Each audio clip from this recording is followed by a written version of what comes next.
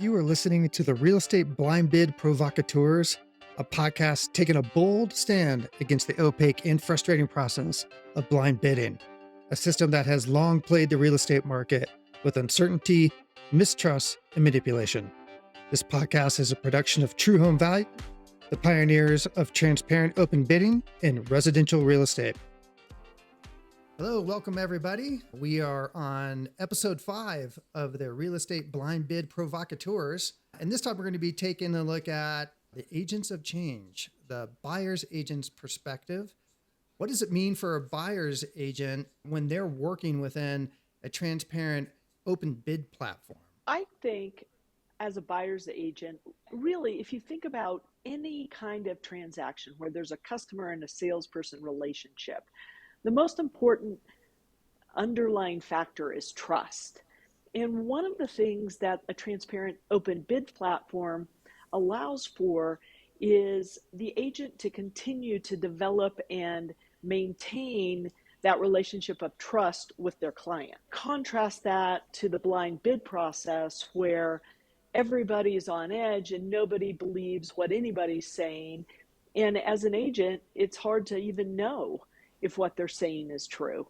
So I think just the whole trust factor that comes from the transparent open platform is huge. The $1,000,000 question always is, KieAnn, how do we know there's another offer? I actually have a funny story about that. I had a showing scheduled on a property that was listed at $3.5 million a week ago. And the day of the showing, the agent calls me and the listing agent, and we're chatting, and I just want you to know that we have one offer in hand already, and I think we're about to get another one. And I'm like, oh, okay, that's great. Good for you guys. Congratulations. I said, as a matter of fact, I was calling to tell you that my client has food poisoning, and so we're not going to be able to see it today, and she's leaving town. Don't wait for us. We're probably going to miss out on this one, but congrats, right? By the way, that property never did go under contract. And yesterday I got a notification that they lowered the price $150,000. So my question is, if you've got two offers in hand, why are you lowering the price $250,000 in a week? It's the game. There's just so much lying and so much deceit in the business right now. It's very difficult as buyer's agent to discern what's real and what isn't. And what's terrible is you would have been encouraged, based on that conversation with the listing agent, to communicate with your client who was interested in viewing the property and perhaps even putting an offer in on it. Would have been put in a predicament to communicate bad information or deceit or lies. Not to call anyone a liar. However, it is pretty interesting that with one offer in hand and a potential another one coming in, that shortly thereafter you're seeing a drop in price and it's not under contract, and how that's a game changer, truly, to your point. And what James asked is, how does the open platform change buyer's agents' process and communication with their clients? If we had this in this scenario, this platform available, the listing agent wouldn't have even needed to say anything other than, hey, you saw over there in TruHome Value, we've got an offer in hand. Just want to let you know we might be getting another one. And you could have referenced that and then shared the screen with the buyer, and that would have been the end of it. Perhaps the buyer with food poisoning, had she been feeling better, could have done a virtual. And if she really felt like she wanted to get in the game, it was an opportunity for her. She could have considered writing anyway. It's the 21st century. There's lots of different ways of viewing property. Correct. And he very well could have had an offer in hand, and maybe it was 2.8 or something just too far off that they weren't going to consider. But for me, it casts a shadow of doubt. Seeing the price drop, seeing all of that, it plants the seed of distrust, which is what we continue to harp on. There's just no reason when we buy a home that it has to be such a process of unknown. There's just no reason for it. People will, to your point, Carrie, if she had seen there was an offer at 2.8, she might have been motivated to come in at their current price, 3.2. But when you say I have an offer on the first day or the second day it's on the market, people immediately think, oh, asking price. Yeah, I would say maybe the buyer's agent would think that, but as a consumer, the buyer isn't thinking, they're thinking offer. They're not thinking number like it's a full price offer. They're just thinking, I'm in a competitive situation. Somebody else wants this too, right? And then when it ends up the way it did, the buyer's thinking they lied. They're not thinking there might have been a lowball offer. You're right. But then to further the conversation, we talk about one of the advantages of the open bidding platform being communication. We're bringing trust, transparency, and integrity back into the real estate process. And the key component is clear and concise communication. When you can see all the cards on the table, what the action is, you know how to execute your next move. So in this case, before they even lowered the price, I'm shocked, candidly, that the listing agent didn't even bother to reach out and say, hey, by the way, that offer just didn't make kitchen table common sense for my seller, aka it was a low ball. Your client's still interested in viewing the property. Hope your client's feeling better. Let's get them out here. But none of that happens. They're just lowering the price. And how is that benefiting the seller? Good for the buyer, terrible for the seller that they didn't even take any further action to procure the buyer. Well, and I think there's also a point of people want what they can't have, or they want what they think other people want. So if you see this offer, maybe it's a 2.8, it's an offer and it's, oh, I got to go. Somebody wants this. This is not going to be sitting for that long. Even like I said, if it's way below asking price, people are going to just go, well, maybe I should go see this and be above that. Maybe I could get it at 2.9. You probably can't. But the point is just having the information changes a buyer's perspective for the good, not for the bad. And that's where there's so much miscalculation going on by listing agents, I believe. What I'm hearing is with the information, you're going to engage. That is the idea in any kind of transaction, is to make sure someone is engaging. And even if it came in below an offer price, now you have engagement. You have energy in the process versus doubt.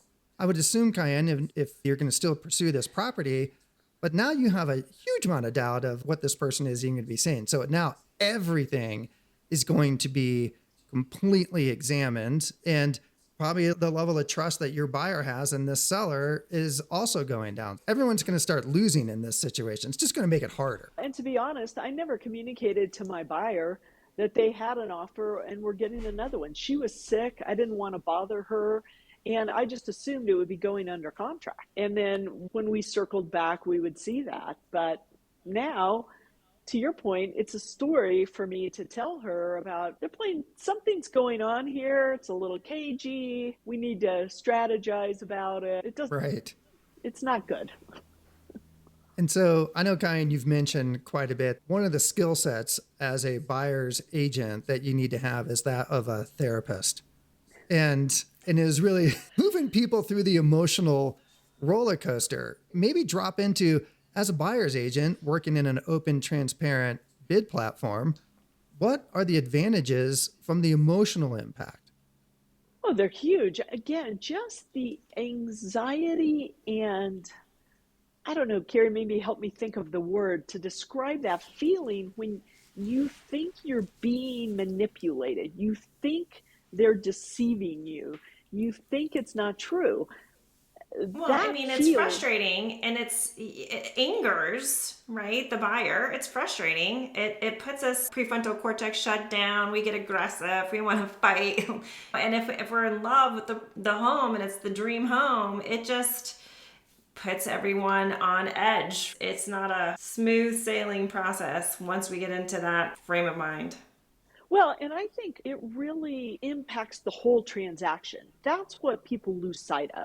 It changes the dynamic in the entire transaction, because once you've gone through that process and even won the bid process, you feel manipulated. Everything that you do from that point under contract on, you're looking at a little sideways. Is this legit? Is this buyer's disclosure honest? What about this well inspection? What about the electrical panel? All of that stuff you're looking a little sideways on because you feel like I'm being manipulated here, so I need to put my guard up. Right. You're recognizing they're leveraging some of the tricks of the trade, the pig and the poke game as a selling agent. And now you're going, okay, now I'm going to start recognizing that, oh, these things also happen when someone's playing the pig and the poke game. And that can go from everything from inspection to, are they fully disclosing everything that they need to be? Are they hiding things? And now you as the buyer's agent have to begin to surface all of that. Exactly. So from a transparent bid process, explain the process of, hey, listen, there's one bid that's come in, and here's how you work with your client to evaluate all the other bids. When you can see them, explain the difference in the communication, Carrie. As you were saying, it's a communication issue. Explain the difference in the communication that you have with your buyer when you have the data in front of you. It's game changer. It's black and white. You hear me refer to kitchen table common sense all the time. You can sit at the kitchen table. You can look at whatever electronic device you're utilizing to see this information. Everyone can see it in real time. We know these are verified, legitimate offers on the table. We can see the terms in terms of, is it cash? Is there financing? What type of financing? We can see loan amounts, when they want to close, when they're willing to give, if there's going to be a post-occupancy agreement, if they're going to give the seller more time to vacate. All of these things are right there. So they know what they're up against. And they know they can make a decision immediately. We feel comfortable raising the bar or gracefully bowing out. And what we have seen historically is that the buyer, if this is the home for them, they are really comfortable having information and then raising the bar. They're willing to engage, and it's super beneficial to the seller as well, because they obviously want to net the most that they can for their home, but it gives the buyer that peace of mind that we're not being manipulated. These are the facts. We're either in or we're out, and everyone can stay calm. Nobody gets upset with information.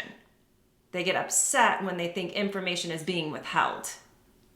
Exactly. Carrie, one thing you said there, like the quote, gracefully bowing out. What a phenomenal thing to add into the real estate buying process, because typically you don't know why you lost. You don't know how far you should go and when you should go, or even, hey, if this is the most important thing, like an occupancy date is the most important thing, and you just can't meet it. Like you mentioned, we just can't meet that. So our offer is going to stay the way it is. And I think it's important too. KieAnn can talk about this. And in fact, maybe I just leave my offer where it is. Remember, it's not the highest and best that wins. KieAnn, you can take it from here. Absolutely. There's my so offer many might factors. work because of what? There's so many factors. Maybe they're putting so much money down that they have a small mortgage. And so appraisal is of no issue, especially that's a big deal. The appraisal is a big deal if you get way up over asking price, because then it starts to get dicey as to whether or not it's going to appraise at contract value.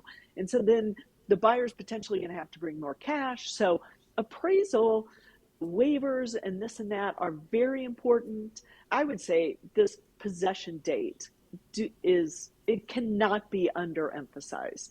People don't want to move twice. It's excruciating to move once. Moving twice is worse. And so occupancy date has a huge impact on sellers' decision making. And I think the point that you talked about, bowing out gracefully, Carrie, cannot be understated either, because I just think about all these buyers. It's Sunday night and we've put in this great offer, and now we have to put in a little bit higher offer, or our highest and best. So we put in some number and we submit it, and we don't hear, and we wait for 24 excruciating hours. And as an agent, I'm like, yeah, we're out. We haven't heard. But we don't know for sure until it goes under contract, because half the time the agents don't even call you back and tell you didn't get it. So all of that anxiety, all of that angst, you can see right there, I'm probably not getting this because I'm $150,000 out and I can't meet their date, or I can just pull my offer out because it's up above where I want to go.